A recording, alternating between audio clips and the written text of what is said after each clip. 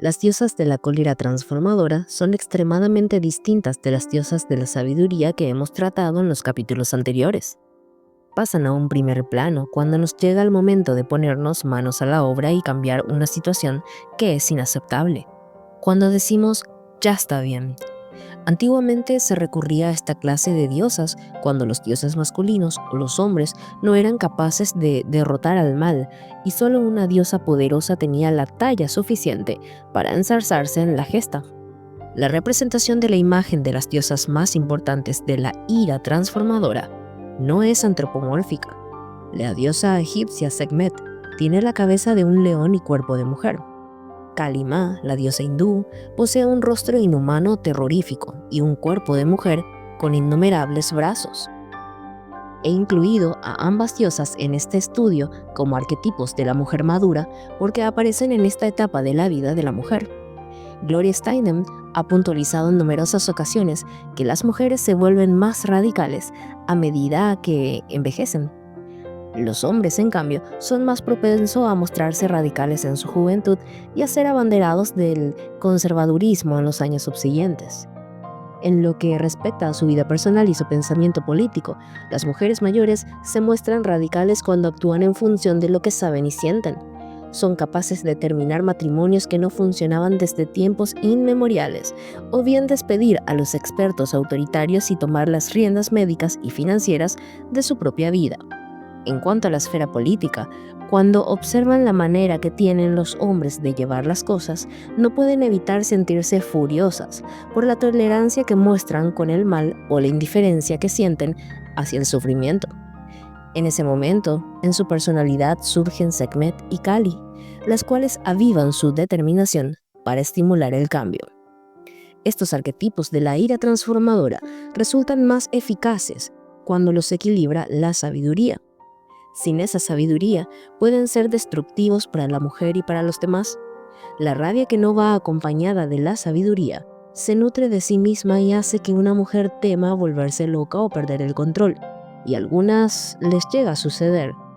La mujer que es víctima de malos tratos y rocía el lecho marital con gasolina para prenderle fuego y asesinar al marido mientras dormita, o bien la madre del niño que ha sufrido abusos, se lleva una arma al juzgado para disparar al criminal, son ejemplos extremos. Es muy molesto tener que lidiar con profundos sentimientos de cólera y hostilidad, sobre todo después de que una se haya pasado la vida conformándose e intentando sacar el mejor partido de la situación. Sin embargo, cuando esto les ocurre a las mujeres en edad avanzada, se dan otros arquetipos muy sólidos que pueden equilibrar y contener esos sentimientos primitivos.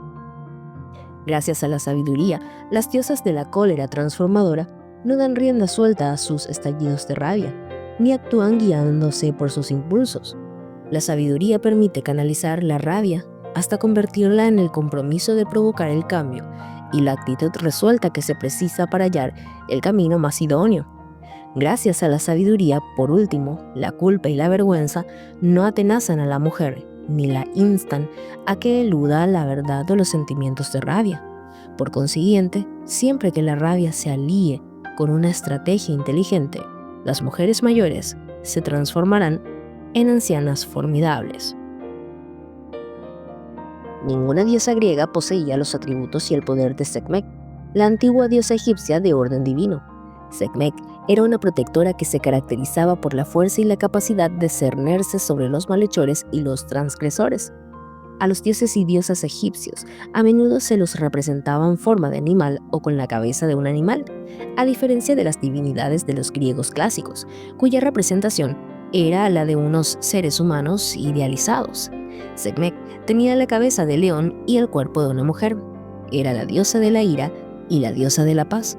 Su nombre simplemente significaba la poderosa. Sekhmet era una de las 3 divinidades poderosas de Menfis, junto con su esposo Ptah y su padre, el dios Sol Ra.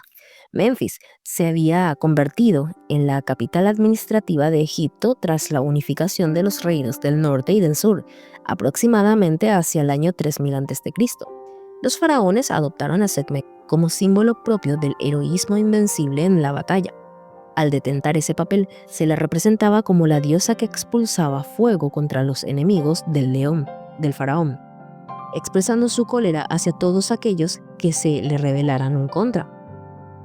A ninguna deidad otra del antiguo egipcio se la representó con un número tan extraordinario de estatuas imponentes. En Karnak se erigieron cerca de 600 y otra gran cantidad de efigies se esculpieron en Tebas, junto al Nilo, durante el reinado de Amenhotep III, 18ª dinastía, 1411-1375 a.C. Las estatuas de Sekhmet estaban hechas de basalto oscuro o de granito negro, los minerales ígneos, magma volcánico solidificado, más apropiados para una diosa feroz o exaltada. Según la mitología, Sekhmet no iniciaba ni provocaba los conflictos, pero cuando el orden divino quedaba amenazado y los dioses le pedían ayuda, la diosa reaccionaba con el instinto salvaje y directo de una leona protectora. La mayor parte de las estatuas que se conservan de Sekhmet se encuentran en museos. No obstante, hay una que vi en el antiguo enclave de los templos de Karnak, en el interior de un edificio de aspecto insignificante que no suelen visitar las hordas de turistas que a diario acuden al lugar. Al penetrar en la pequeña cámara que presidía la diosa, me quedé contemplando su estatua sedente y sentí como si estuviera en presencia de un personaje poderoso y protector. Ese viaje lo realicé con un grupo de mujeres, y todas nosotras notamos como si hubiéramos entrado en un santuario. Esta representación de Sekhmet era una figura muy alta de un suave basalto oscuro, situada sobre un pedestal que reposaba en el suelo. Las más altas del grupo apenas le llegaban al hombro, y la cara de Leona no solo inspiraba paz, sino que resultaba afable. Llevaba la cabeza cubierta con los emblemas de poder, y entre ellos había un disco solar enorme con una cobra erecta, Uraeus. En cuanto al cuerpo, tenía forma humana y era delgado, con unos pechos pequeños. Con la mano derecha hacía a un lado un Ankh, el símbolo de la vida eterna, y con la izquierda, que extendía hacia adelante, sostenía el extremo de un largo papiro. La planta era aldicada del norte de Egipto. La pequeña estancia que habitaba la diosa no poseía ninguna clase de adornos. La única fuente de luz era la solar, cuyos rayos se colaban por una pequeña apertura de techo e iluminaban la estancia en la penumbra. Cuando entramos en la cámara, la posición del sol hacía que un rayo intenso de luz solar se proyectaba en la frente de Sekhmet.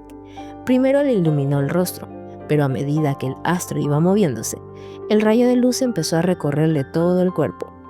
Una de las mujeres que viajaba con el grupo y que de pequeña había aprendido a cuidarse sola al no tener a nadie que la protegiera de la violencia reinante en su familia de alcohólicos, se sentó instintivamente a los pies de la diosa y se apoyó contra su cuerpo.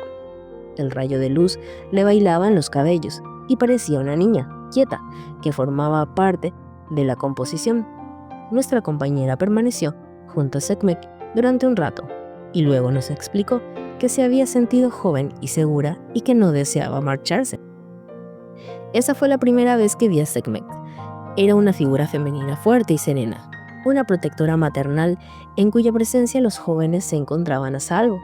Sin embargo, la cabeza del león también me recordaba su ferocidad, el atributo por el cual se la conoce principalmente. Como diosa integrante del orden divino, se recurría a Sekhmet para que devolviera el equilibrio al mundo, para superar las fuerzas malignas y destructoras que amenazaban el orden cuando ninguna otra divinidad podía hacerles frente, incluyendo los dioses masculinos más poderosos. En el mito más famoso de Sekhmet, la destrucción de la humanidad, se narra que en una ocasión hubo que invocar su ferocidad, y cuando la cólera de la diosa arremetió contra los malhechores, la agresividad la embriagó. Con su fuerza desatada y gobernada por la locura, nadie podía controlar o limitar a la diosa. Al final, no obstante, consiguieron engañarla para que bebiera una poción alucinógena que le devolvió la cordura. La historia que acabo de contar se encuentra reflejada en la mayoría de los relatos de Sekhmet, entre los cuales destacaría la versión de Robert Master, por ser la más esclarecedora. Los dioses habían conferido poderes a los hombres para que pudieran prosperar en la tierra y devenir fuertes, pero en lugar de mostrar gratitud ante estos dones y reverenciar a los dioses, la humanidad confabuló para echarlos. Cometió blasfemia contra Ra, el sol, una de las distintas divinidades antiguas presentes en las aguas primigenias, antes de que existiera la vida. Ciertos sacerdotes y magos malvados conspiraron y recurrieron a los mismos poderes que los dioses les habían otorgado para aniquilarlos. Sin embargo, Ra se enteró de sus planes y convocó a todos los dioses para decidir cuáles serían las medidas a tomar. Tras deliberar, los dioses decidieron que Sekhmet, la fuerza contra la cual ninguna otra fuerza resiste, se manifestaría en la tierra para poner fin a la rebelión. Le encargaron, por consiguiente, que castigara a los que albergaban pensamientos innobles y hacían viles maquinaciones. La diosa se mezcló entre los malhechores y los destruyó. Con la ferocidad de una leona en pleno ataque, descuartizó a los humanos, desgarrándoles el cuerpo para luego beberse su sangre. La carnicería no tenía fin, iba alimentando su rabia y embriagándose con la sangre humana. Entonces los dioses se dieron cuenta de que debían detenerla antes de que destruyera toda la humanidad, pero nadie tenía poder suficiente para controlarla. Ra conservaba unas plantas que le habían regalado y de las cuales podían extraerse una poderosa droga alucinógena, y decidió enviarlas al dios Sekti, quien las añadió a una mezcla de cerveza y ocre rojo. Sekti rellenó 7000 jarras enormes con la mezcla, y cuando estuvo en el lugar por el que iba a pasar la diosa, vertió el contenido hasta inundar la tierra y anegar los campos con una sustancia parecida a la sangre. Cuando Sekhmet llegó sedienta, creyó que el líquido era sangre y se lo bebió todo. La pócima calmó su mente y la diosa ya nunca más se sintió inclinada a destruir la humanidad. Finalmente, Sekhmet se reunió de nuevo con los dioses y Ra le dio la bienvenida, dirigiéndose a ella como la que viene en son de paz. Al margen de su naturaleza colérica, Sekhmet se asociaba a la curación por poseer el poder de contrarrestar las enfermedades. Sus sacerdotes desempeñaban un papel importante en la medicina. Recitaban las plegarias a Sekhmet como parte fundamental de cualquier tratamiento médico, mientras que los médicos propiamente dichos se encargaban de todo lo que le correspondía al terreno físico. La diosa era amiga íntima de la muerte, y su presencia se invocaba en aquellas situaciones de tránsito entre vida y muerte, y también en el campo de batalla, donde como diosa guerrera inclinaba la balanza entre la vida y la muerte. Sekhmet poseía una faceta caritativa y otra agresiva. Era la diosa de la curación y también de las pestilencias. Mantenía el orden y era la diosa de la guerra. No obstante, lo que la identifica por encima de cualquier otra característica es su aspecto terrible. Cuando asume este papel, encarna la faceta destructiva de la gran diosa en su triple función creadora, conservadora y destructora. A pesar de no haber sobrevivido ninguna imagen o ningún recuerdo de una gran diosa o de una diosa con poder de destrucción en la mitología occidental posterior a los griegos, ciertos rasgos de su personificación subsistieron tímidamente en las tres Moiras de la mitología griega, a las cuales se las representaba por lo general como unas ancianas que tenían las vidas humanas en sus manos. Una de ellas hilaba, generaba el hilo que representaba la vida. La segunda sostenía ese hilo con sus manos y la tercera, la destructora, lo cortaba. Las Nornes escandinavas y las tres hermanas hechiceras, que toman el nombre de la palabra sajona Vird, eran unos personajes femeninos misteriosos y míticos, muy parecidos, cuyos poderes sobre la vida y la muerte eran muy temidos. Es curioso el hecho de que, a pesar de ser figuras menores en sus mitologías patriarcales respectivas, sin embargo, siguieron calando en la imaginación de los hombres. La gran diosa era la encarnación de la tierra y sus ciclos. En lugar de representar a la luna con sus fases, era la creadora que generaba una nueva vida, la que conserva la vida y la destructora. A las mujeres les resulta conocido el lado destructivo y oscuro de la diosa, sobre todo cuando envejecen. En su papel tradicional de cuidadoras, toman plena conciencia de los estragos que ocasionan la edad y la enfermedad y del deterioro de la personalidad, el espíritu y la mente. así como también del cuerpo.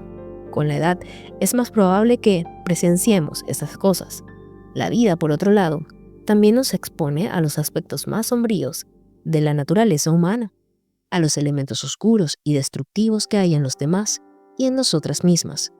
Vivimos bastantes años como para ver el daño que la negligencia y el abuso infligen a las generaciones siguientes y ser conscientes de que se podía haber evitado muchísimo sufrimiento. Esta perspectiva más amplia es la que puede evocar a Sekhmet como aquella protectora de los valores y personas fiera e iracunda que está decidida a cambiar las cosas para mejorarlas.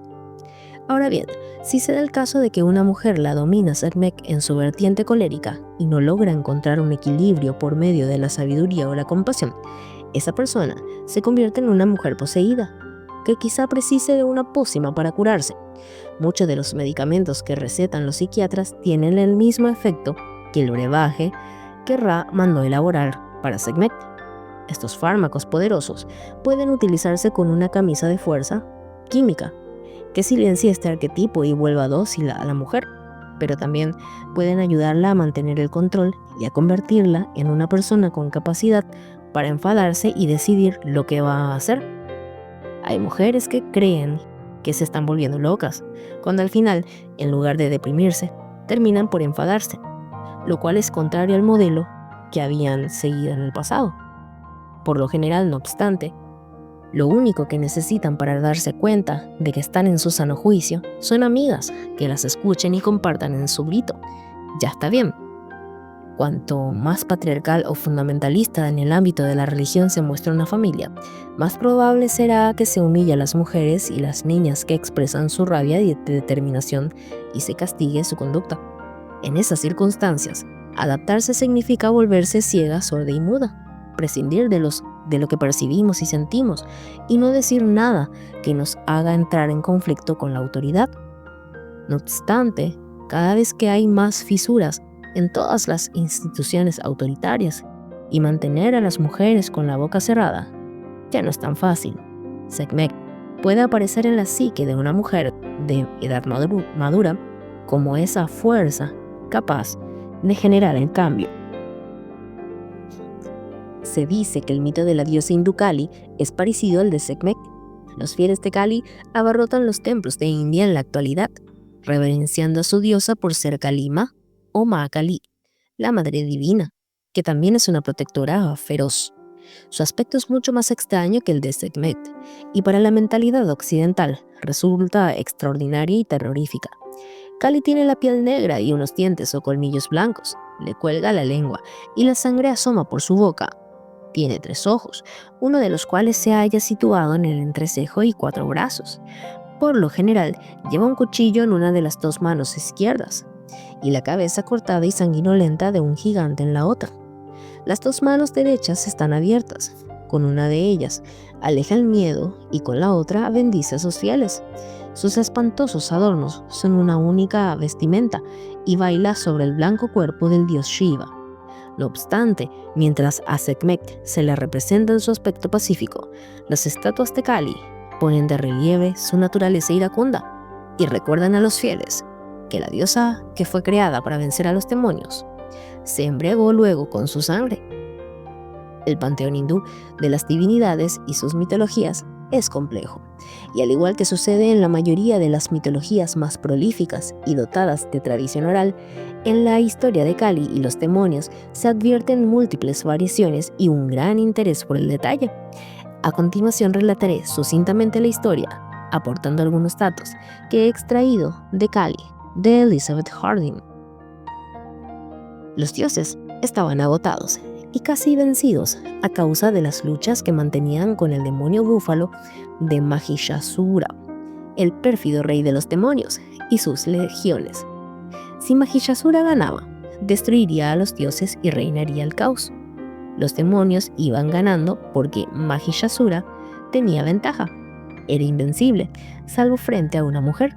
Los dioses, por consiguiente, crearon a Durga, con el propósito expreso de que venciera a Mahishasura.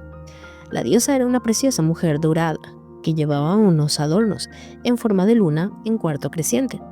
Tenía 10 brazos y cabalgaba montada en un león. Su génesis se sitúa en las llamas que salían de la boca de los dioses Brahma, Vishnu y Shiva.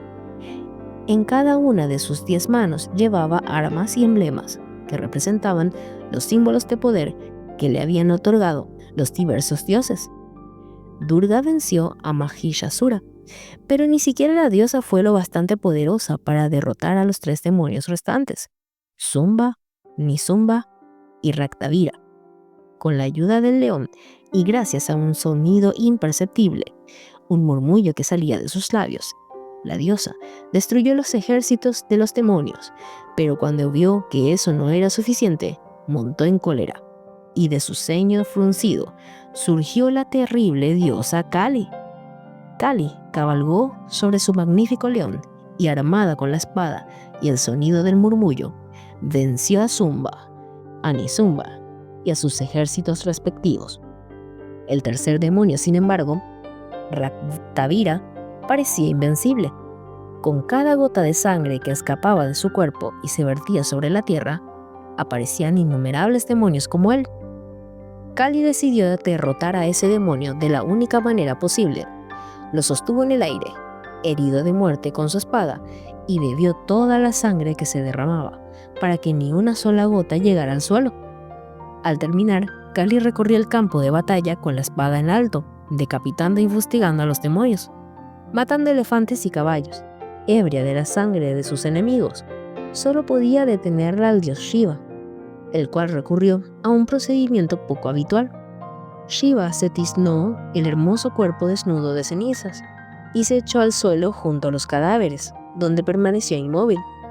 Kali iba dando tumbos, ebria, entre los cuerpos muertos, hasta que se encontró encima de un cuerpo masculino perfecto y blanco. Aterrorizada, bajó la mirada y contempló los ojos de su esposo Shiva. Cuando se dio cuenta de que estaba tocando su cuerpo divino con los pies, recuperó la cordura. Según la interpretación de Harding, la apariencia espantosa y desconcertante de Kali y su posterior destrucción de los demonios deben contemplarse como una alegoría. La leyenda representa la guerra que mantienen en nuestro interior nuestras naturalezas divina y demoníaca. El aspecto de Kali y sus adornos repulsivos pueden interpretarse como simbólicos en un plano intelectual, pero de todos modos hacen que nos resulte muy difícil identificarnos con ella.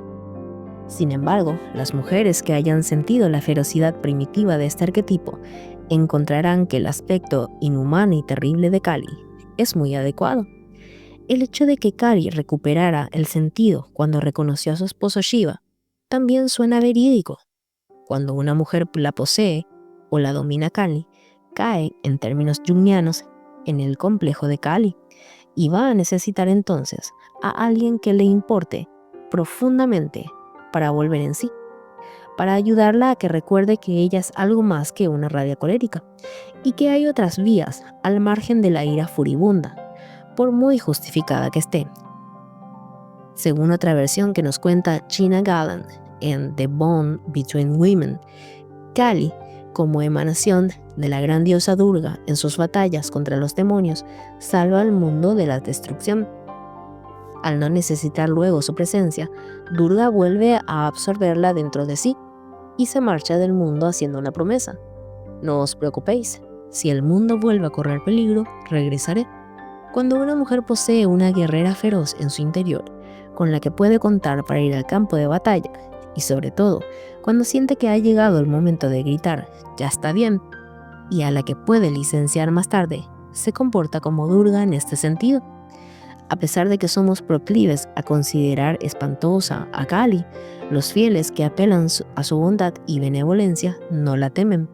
Para ellos, la diosa Kali Ma, una figura maternal y violenta, cubren sus estatuas de basalto con guirnaldas de flores y atan cintas de oraciones a los árboles que rodean los templos.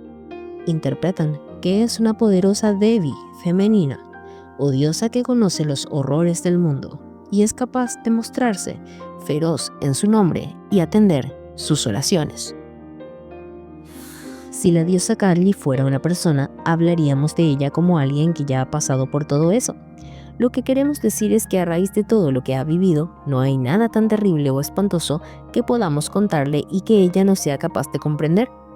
Kali es un arquetipo que cuando se evoca y se siente, aunque no sea una faceta desatada que expresa rabia, conduce a la mujer al lado oscuro de sí misma y le hace comprender mejor ese aspecto en los demás. El encuentro íntimo con Kali es conmocionante, sobre todo para una mujer que ha mantenido siempre a raya sus sentimientos negativos y se ha considerado una buena persona, un ser más evolucionado y superior a la imagen que ofrece Kali. Sin embargo, descubrir que somos capaces de manifestar una rabia y unas fantasías dignas de Kali es algo que nos dice mucho de nosotras mismas. No solo descubrimos una faceta propia que antes ignorábamos, sino que eso nos hace comprender mejor a los que actúan guiándose por la rabia. En cualquier momento se puede evocar a Kali en la vida de una mujer, aunque uno de los factores desencadenantes más comunes y devastadores suele darse cuando una mujer inicia la tercera etapa de su vida y su esposo la abandona por otra más joven. Cuando te las ves con el arquetipo de Sekhmet o Kali, hay que realizar un trabajo espiritual y psicológico para conciliar dos elementos tan opuestos como la cólera y la sabiduría. Si nos rechazan o nos humillan, o bien nos maltratan y nos atacan físicamente o verbalmente, el primer impulso es el de devolver la afrenta. La sabiduría suaviza la ira y pone bridas a la leona salvaje o a Kali sedienta de sangre.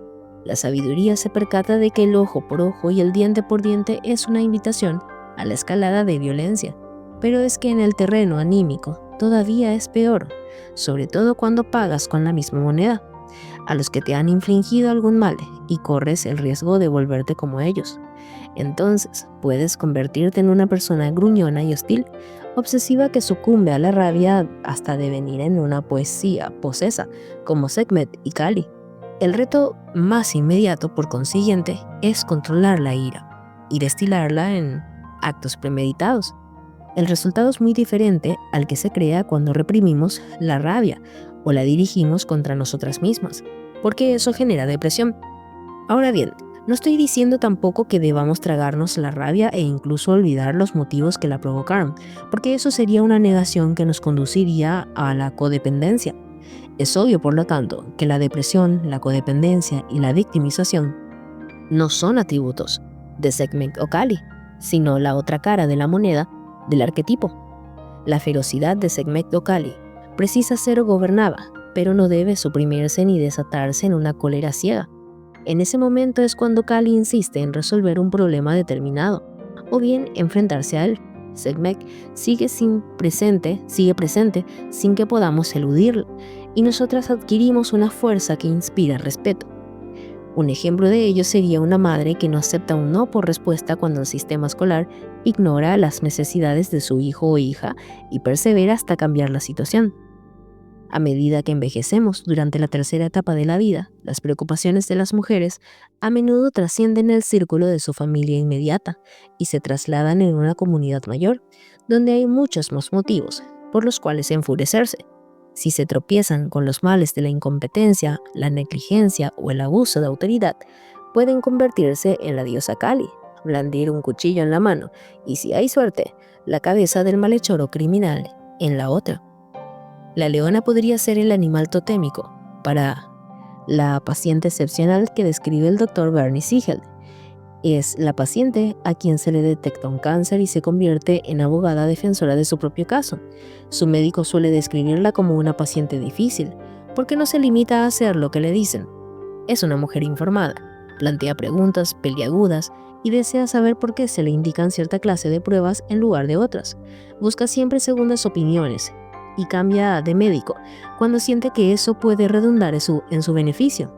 Investiga las distintas alternativas que tiene a disposición y toma decisiones importantes por sí mismo. Se compromete a hacer todo lo posible para sanar, y eso precisamente, según advierte Siegel, es lo que dinamiza la posibilidad de vencer las situaciones más adversas, de que la enfermedad remita o incluso curarse. En Close to the Bone, libro que trata sobre las enfermedades graves, describí el descenso de la diosa sumeria Inanna a través de las distintas puertas que nos separan del mundo subterráneo como una analogía de la experiencia que viven los pacientes a los que se les despoja de su imagen y de sus defensas psicológicas.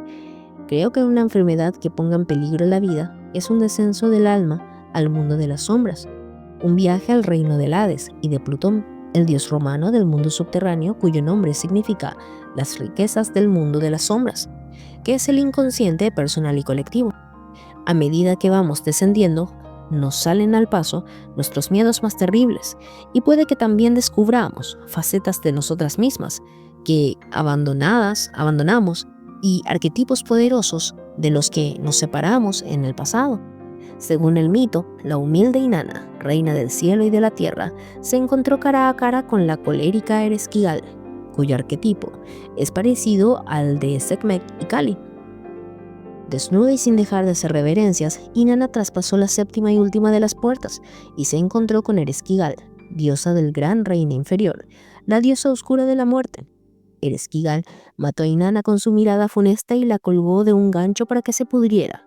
Al cabo de 3 días, y viendo que Inanna no regresaba, su fiel amiga Nishibur fue a buscar ayuda y al final consiguió devolverla a la vida. Sin embargo, esa diosa había cambiado y había adquirido atributos de Ereshkigal. Los demonios ahora se aferraban a sus faldas, dispuestos a llevarse a quien ella designara.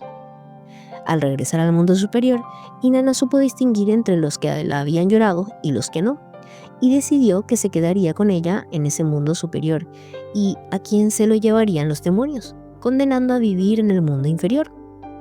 En ese momento vio a Nishibur, sin cuya ayuda jamás habría regresado, y cuando los demonios le preguntaron si debían llevársela, Inanna les contestó, jamás. Luego vio a sus hijos, vestidos de luto y acongojados por su pérdida, y no permitió que los demonios se los llevaran. Al final, entró a la sala del trono de su ciudad y vio a su marido Dumasi, vestido con ricas sedas, y repantingando en el trono, sin mostrar la más mínima condolencia. Inanna lo señaló con el dedo de la cólera y dijo a los demonios, «A este sí podéis llevároslo». Cuando Inanna regresó al mundo subterráneo, su encuentro con Ereshkigal la había cambiado igual que cambian esas mujeres que deben enfrentarse a la posibilidad o a la certeza de la muerte. Muchas de estas mujeres me han confesado que el cáncer las curó de su codependencia. El cáncer fue una crisis que las obligó a mirar con lupa a los amigos indiferentes, las relaciones narcisistas y la falta de alegría que presidía sus vidas, y a actuar con rabia y clarividencia. Al igual que le había sucedido a Inanna, se dieron cuenta de que había de conservar y cultivar a unos y sacrificar a otros. Se estipuló que la fecha de la publicación de Close to the Bone sería 2 de octubre de 1996. Me encantó que al anunciarlo durante una conferencia, una mujer que había nacido un 2 de octubre dijera que es el día del ángel de la guarda, según el calendario católico romano. Era una sincronía de ese libro que yo había escrito para ayudar a la gente que naciera ese mismo día. Además, yo había incluido un capítulo sobre la plegaria en el que decía que me gusta pensar que cuando rezamos enviamos ángeles de la guarda junto a las personas a las que dedicamos nuestras oraciones. A raíz de todas estas coincidencias, los lectores supieron que el 2 de octubre de 1996 iba a publicarse el libro, y por esa misma razón recibí una carta de Carol Campbell, una lectora para la cual existía un nexo entre esta fecha, su menopausia y su cáncer. Me escribió lo que sigue a continuación. En primer lugar, mi cumpleaños es el 2 de octubre. En segundo lugar, en 1996 lo celebré como si fuera el punto de inicio de un nuevo yo transformado. Tras haber concluido con éxito mi viaje de ida y vuelta al templo de Cali. Por aquel entonces acababa de terminar las sesiones de radioterapia que me habían indicado para tratar un cáncer de pecho. He creído que podría interesarle la metáfora que he ideado para hablar de mi experiencia. En su libro usted describe muy bien la sensación de incredulidad que siente la gente sana, que está en forma y es fuerte, cuando descubre que en realidad es muy vulnerable. Yo lo describo en términos mitológicos y digo que esas personas se han encontrado con Kali. Octubre, por otro lado, fue el mes en que me vino la menopausia, y por lo tanto, yo ya estaba experimentando una especie de transformación cuando el sobresalto que supuso enterarme de que podía morir antes de lo que tenía planeado me exigió recurrir a una metáfora sin dilación. Elegí la de Kali porque la había utilizado en otras obras de arte anteriores y me gustaba la imagen de una diosa sangrienta y dramática. Yo sentía la necesidad de hallar un modo más poderoso de expresar la línea peligrosa por la que me movía. Era una situación de vida o muerte, y era preciso encontrar una metáfora que expresara la vida y la muerte de una manera genuina. Me enteré de que los iniciados al culto de Kali deben penetrar en su temible mundo de sombras para contemplar el rostro de la muerte y después poder marcharse renovados. El centro de radiología del hospital estaba en los sótanos, en un submundo situado en los confines de una maraña de pasillos. Los pacientes del centro sanitario me parecieron terroríficos, sin pelo, con miembros amputados o incluso con la apariencia de estar a punto de morir. Eran esa clase de personas que me daban pavor, y yo no quería admitir que formaba parte de ellas. Me hallaba en el templo de Kali y decidí que debía entrar, enfrentarme a esos enfermos como si yo fuera un paciente más, aceptar los fotones curativos de Apolo y caminar como caminan los iniciados hacia el clan del cáncer, como una iniciada a quien habían logrado curar. Como describe la narradora, el descenso al reino oscuro del diagnóstico y el tratamiento puede ser transformador en los aspectos psicológico y espiritual. Te enfrentas a la diosa oscura de la muerte y la cólera, de la transformación y la curación, y si regresas al mundo superior de la vida corriente, vuelves distinta. Una vez que te encuentres con el arquetipo que puede carecer de nombre o llamarse Sekhmet, Kali o Ereshkigal, ya nunca más volverás a ser la misma persona. La madre cuervo, mezclada entre diversas muñecas Kachina, estaba en una estantería de una tienda de la reserva Hopi. Tan solo verla reconocí que era una manifestación del arquetipo de la ira transformadora. Las muñecas Kachina son representaciones de la Katsina o Katsinam, en plural, seres espirituales que viven entre los Hopi durante 6 meses al año. La muñeca llevaba un casco turquesa con grandes alas negras de cuerpo a cada lado. La parte anterior del casco era un triángulo negro invertido, reseguido con trazos blancos y pintados con unas rayas rojas y negras por fuera. El triángulo invertido es el símbolo universalmente reconocido del triángulo púbico de la mujer, forma que se asocia a la fertilidad de la diosa. Fueron las alas del cuervo las que me dieron pie a pensar que podría tratarse de la imagen de una anciana. En la antigua Irlanda, la diosa tripartita era Ana, la doncella, Bat, la madre, y Macha o Morrigan, la anciana, que aparecía en los campos de batalla como el cuervo. Volví a recordar mientras rememoraba que el cuerpo simbolizaba el aspecto destructivo y temible de la diosa tripartita, que los nombres que en el pasado fueron temidos o reverenciados o los símbolos que se utilizaban para designar a la anciana o a la diosa anciana son todos ellos etiquetas despectivas. Si llamamos a una mujer viejo cuervo, es como si la estuviéramos llamando bruja, que antiguamente significaba mujer sagrada. Para aclarar mis dudas, le pedí a Alf Sekakuku, uno de los ancianos del clan de las serpientes de la segunda mesa Hopi y experto en muñecas Kachina, que me contara más cosas de la madre cuervo. Sekakuku especificó que la Kachina llevaba un manojo de látigos de yuca verde y que se la conocía con otro nombre cuando desempeñaba este papel especialmente ritual, la madre de los fustigadores. En febrero, cuando se invocan los seres espirituales Katsinam para que se aparezcan entre los Hopis, los fustigadores, que son unos Kachinas terribles, se manifiestan en el pueblo para evaluar a sus habitantes y han seguido las normas pertinentes de moralidad y conducta y para impartir los consiguientes castigos y bendiciones. Es entonces cuando la madre de los fustigadores y los fustigadores también desempeñan un papel fundamental en la iniciación de los niños y las niñas, en las creencias y las culturas Hopi.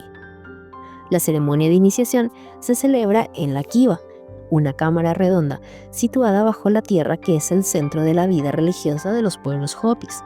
La madre cuervo, con la ayuda de los látigos de yuca verde y los fustigadores, expulsa las impurezas o los demonios. Se muestra agresiva e iracunda. Yo me la imagino, como si fuera dando latigazos a la gente para que adopten un tono más moral y espiritual determinados. La madre de los fustigadores sabe que el ir de buena no sirve de nada. Es el arquetipo que predomina en las mujeres que organizan el barrio para echar a los traficantes de droga a las calles. Es la que organiza a los obreros y denuncia las condiciones laborales precarias.